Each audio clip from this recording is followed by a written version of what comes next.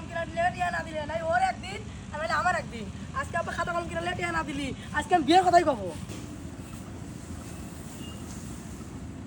না আজকে সকালবেলা ছাগলটা খাতা কলমে টেকা ছিল, কি কষ্ট দিবেরই পেলাম না, কাম কাজ নাই, কি যে হরি। আসলে ছাগলটা ভালো এই জন্য আমার কিছু করতেছে না। দেখ ছাগলটা আসুক, বুঝো টুঝো কিছু কই। আব্বা আজকে খাতা কলম কিনা টিয়া দেও নাহলে আমাকে বিয়ে দিয়ে দেয়। শালা সওয়াল তোকে এত সুন্দরভাবে চিন্তা ভাবনা করলে মা, তুই এই সময় এই কথা বলছিস? শালা আমাকে পড়াশোনা করাবে না, বিয়েও দিবে না, আমি কি করে খাবো?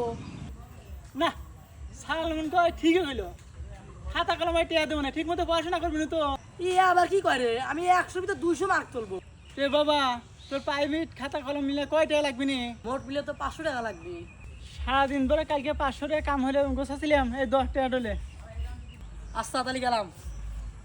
এই গেদা শোন, কি হয়েছে আব্বা?